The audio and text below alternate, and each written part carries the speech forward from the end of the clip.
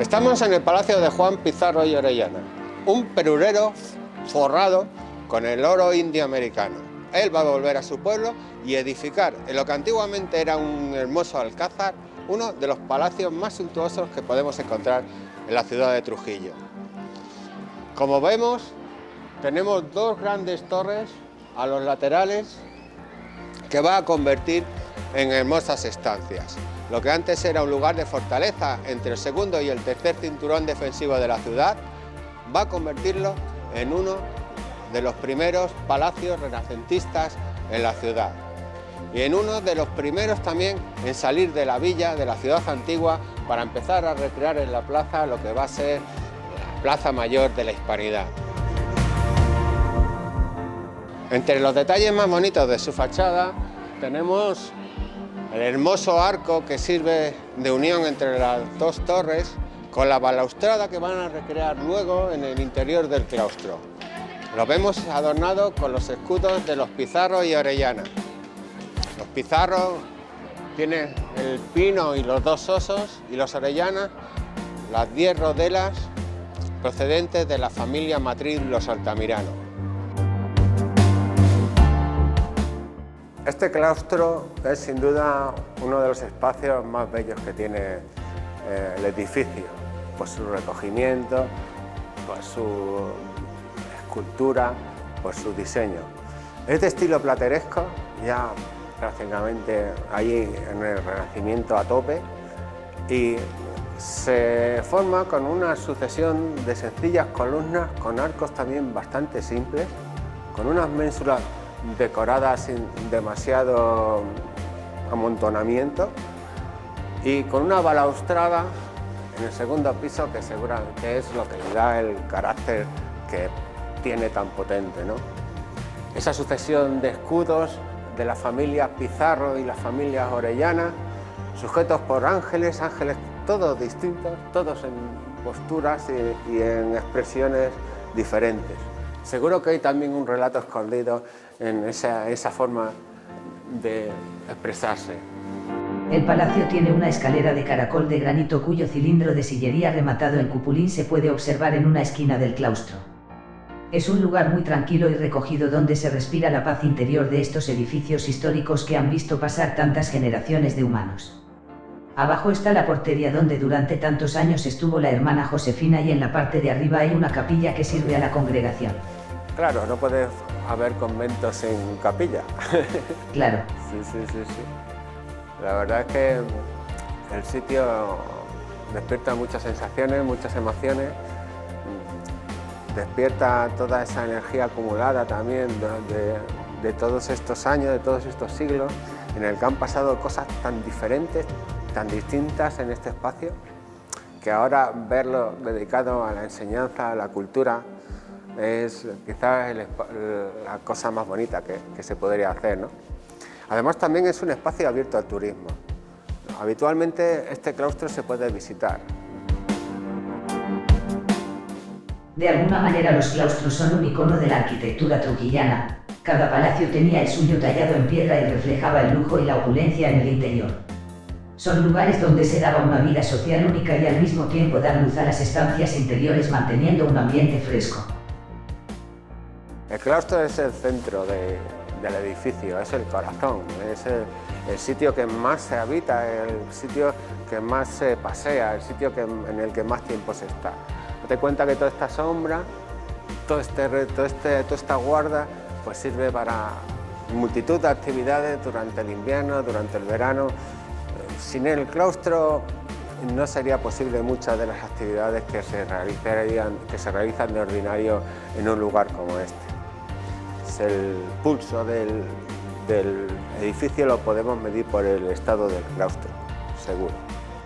En el invierno de 1582 se hospedó en esta casa el famoso escritor, don Miguel de Cervantes Saavedra. Cuando caminaba a Guadalupe a dejar las cadenas de su cautiverio en Argel, había hecho esta promesa a la Virgen de Guadalupe. Él deja buena constancia de su paso en su última novela, Los trabajos de Persiles y Sigismunda. Claro, todo se presta un poco a la dinámica, un poco ya que estamos en un ambiente cultural, en un ambiente de formación, de educación y al mismo tiempo de juventud, hay que seguir explorando todas esas capacidades que tienen sitios como este para que sean usados, para que sean utilizados, para que la sociedad de alguna manera también participe en la vida del palacio y para que también la congregación encuentre también nuevos recursos para su sostenimiento, para su vida de una manera más o menos adecuada, ¿no? La vida social. La vida social. Sí. Pero tendríamos que retrotraernos muchos siglos atrás para ver lo que hoy es un palacete en uno de los alcázares más importantes de Trujillo. Un alcázar que estaba entre muros, en la zona en la que se unen el segundo y el tercer cinturón defensivo de Trujillo, muy cerca de la Puerta de Santiago, la puerta principal de la ciudad, y con toda la responsabilidad de defender uno de los flancos más débiles de la ciudad. Aquí este palacio, este alcázar, este castillo, que los historiadores nos dicen que es del siglo XIV o siglo XV, podemos sin duda retrotraerlo mucho tiempo atrás. Hace muchos años, muchos siglos, que el alcázar tiene sentido justo donde está, en el sitio donde se unen el tercero y el segundo cinturón defensivo de la villa de Trujillo. Por lo tanto, podríamos estar hablando incluso de un palacio, de un alcázar del siglo XII, del siglo XIII, perfectamente. No hay ningún dato, ninguna información que nos impida hacer tal aseveración. También es difícil demostrar su existencia en aquellos tiempos. La falta de documentación y de otro tipo de datos nos impiden asegurar exactamente la fecha de construcción del alcázar, pero sin duda ya tenía sentido en ese Trujillo medieval, en ese Trujillo de las tres culturas, en la época en la que todo el oeste peninsular, toda la frontera oeste de España se sujetaba en Trujillo, ¿no? Recordaros simplemente que cuando Trujillo fue conquistada, en solo 4 años estaban ya en las puertas de Córdoba y de Sevilla. Por lo tanto, sobre el origen de este alcázar se tiene que investigar todavía mucho. Lo que sí tenemos claro fue la llegada de Juan Pizarro y Orellana, la vuelta del Perú, la vuelta a su pueblo, la adquisición del alcázar y la conversión en uno de los palacios más bonitos que tenemos en Trujillo. Este palacio también tiene la virtud de ser el primero de los que se abren hacia la plaza.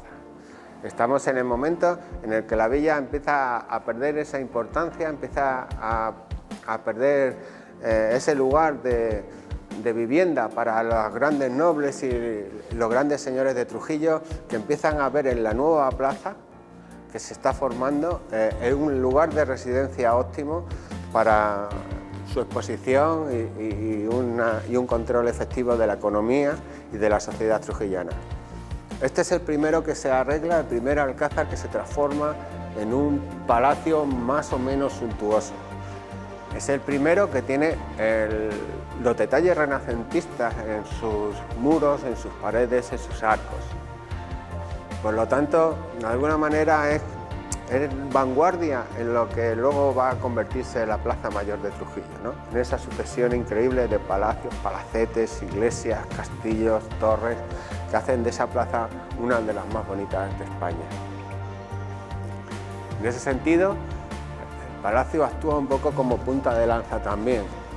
Vuelve a sus orígenes, vuelve a ser vanguardia, vuelve a estar en los sitios más complejos y más difíciles y en los sitios de creación.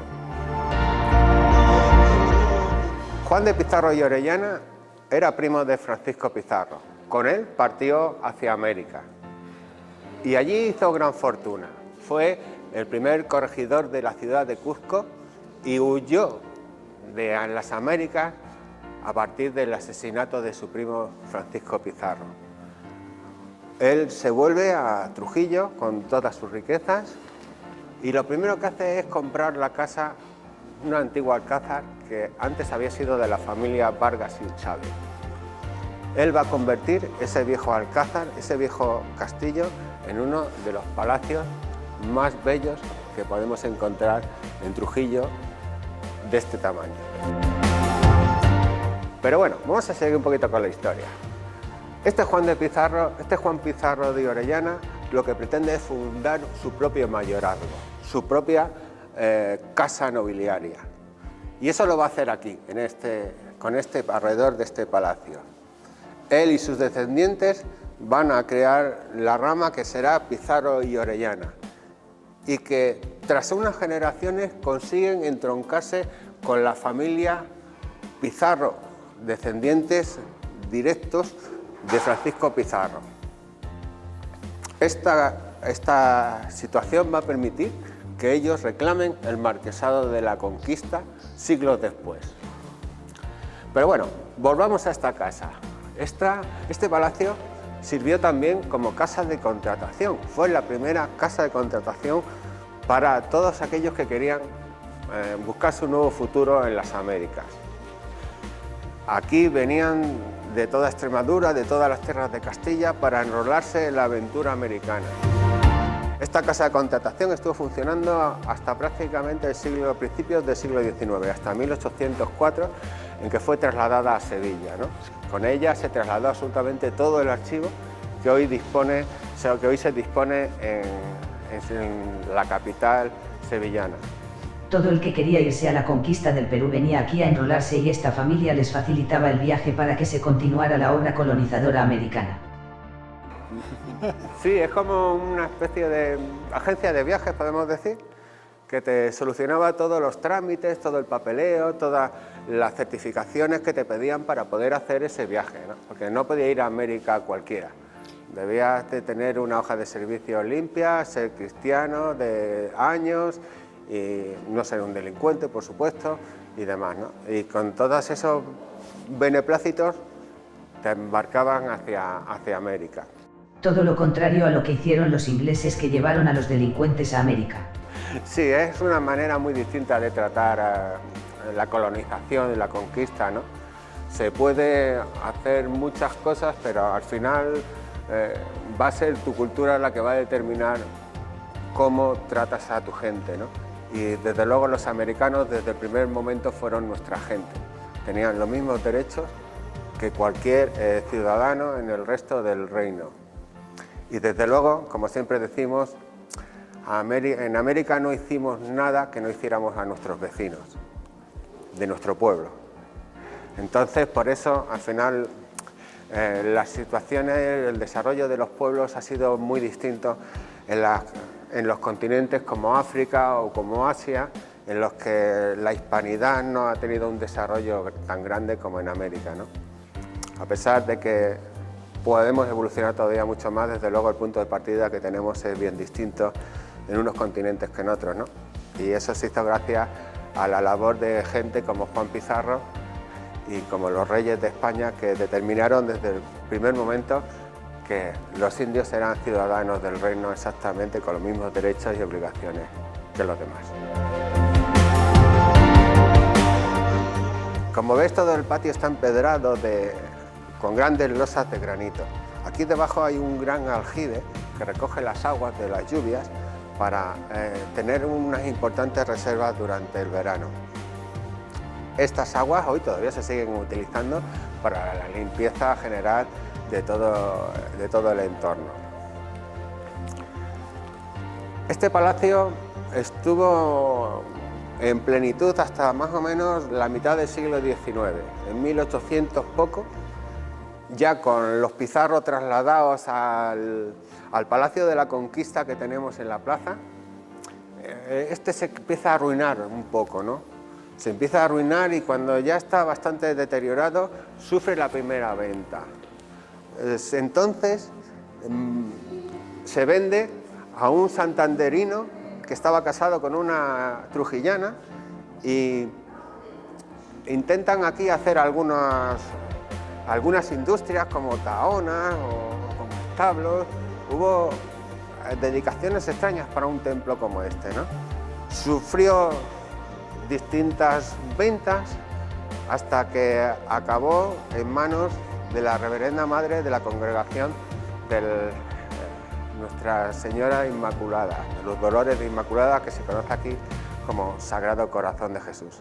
Esta señora es la que va a reconstruir prácticamente todo el palacio, con la intención de dedicarle a la labor de enseñanza. Tiene que pasar la guerra civil por medio, tiene que pasar distintos acontecimientos para que en el 42, en 1942, 46, empiecen a darse clases a niños y niñas de Trujillo, algunos en régimen de internado. Esta labor es una labor encomiable que han venido realizando estos últimos años y que sin duda ha sido un punto de referencia para la población y para toda la comarca. El Colegio del Sagrado es una referencia para todos los trujillanos y todas las personas de la comarca de Trujillo.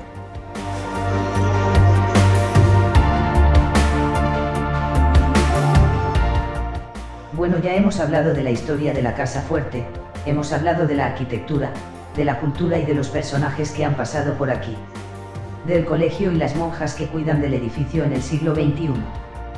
Pero una vez que el planeta Tierra sufrió el gran desastre ecológico y Trujillo fue suspendido en una burbuja aséptica en el espacio exterior como muestra de la civilización humana. Dime, Miguel, ¿a qué fin se dedicó este palacio? Sigue sirviendo para lo mismo, es un sitio de formación interespacial en el que visitantes de distintas galaxias vienen a conocer cómo fue el siglo XVI, cómo fue el siglo XIV, cómo fue esa ciudad de Trujillo que tantos sentimientos y tantas emociones ha desprendido a lo largo de la historia. Así que, amigo Miguel, imagino que invitas a todos los turistas espaciales que llegan a la burbuja Trujillo a conocer este bello claustro y pasear frente a este impresionante edificio histórico, imaginando la vida y la cultura que ha pasado por él durante siglos. Aquí seguiremos las inteligencias rectoras, cuidando y estudiando los vestigios de la civilización humana en su apogeo y declive después de la debacle planetaria. Eso, por supuesto, no podemos hacer una visita por Trujillo sin pasar a conocer el claustro o al menos conocer el exterior de este palacio, ¿no? Por fuera, ya os digo, va a parecernos un alcázar restaurado, con una arcada preciosa, con unos balcones también muy bonitos y todo ese carácter guerrero se pierde ya con esos adornos de la fachada, ¿no? Pero cuando llegas aquí ya nos deslumbra todo este hermoso claustro que vemos a nuestro alrededor.